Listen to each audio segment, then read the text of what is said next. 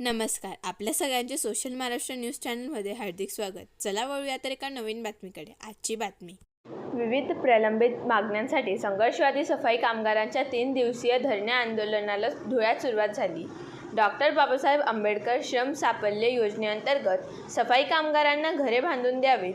सफाई कामगारांच्या मृत्यूनंतर त्यांच्या वारसांना 3 दिवसांच्या आत नियुक्ती द्यावी. तसेच सफाई कामगारांच्या सुरक्षेसाठी गमबूट, पाट्या, गटर बावडी आदी साहित्य द्यावे अशी मागणी सफाई कामगारांकडून करण्यात आली आहे.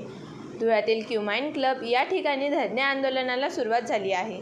यावेळी मोठ्या संख्येने संघर्षवादी सफाई कामगार संघटनेचे पदाधिकारी कार्यकर्ते उपस्थित होते.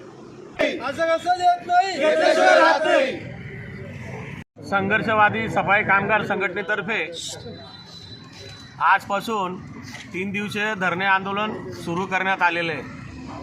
तरी 15 दिवसापूर्वी आम्ही प्रशासनाला यासंबंधी पत्र दिलेले आहे की आमची पहिली मागणी अशी आहे की डॉक्टर बाबासाहेब आंबेडकर श्रम साफल्य योजनेअंतर्गत सफाई कामगारांना महापालिकेकडील जो भूखंड असेल त्या भूखंडावर त्यांना 650 स्क्वेअर फुटाचं घर बांधून देण्यात यावं.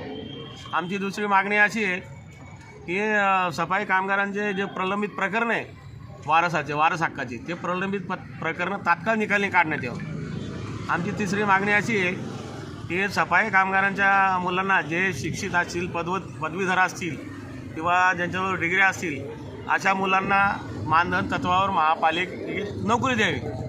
अशा आमच्या विविध मागण्या आहेत. आणि बाकी एक विषय असा आहे की सफाई कामगारांचे जे उपदानाची रक्कम आहे जे सेवानिवृत्त कर्मचारी झालेले आहेत त्यांचे कमीत कमी 2-2 वर्षापासून त्यांना ती रक्कम देय करण्यात आलेली नाही आहे. तर ती रक्कम त्यांची घेणे बाकी आहे. आणि सातवेतनच्या रकमासुद्धा बाकी आहेत. जे कर्मचारी सेवानिवृत्त झाले त्यांच्यासुद्धा रकमा घेणं बाकी आहे. तर या रकमा त्यांना तात्काळ अदा करण्यात यावं अशी आमची मागणी आहे. बातमी आवडल्यास चॅनलला लाईक व सबस्क्राईब करा व दररोज अशा नवनवीन बातम्या पाहण्यासाठी चॅनलला फॉलो करा. धन्यवाद.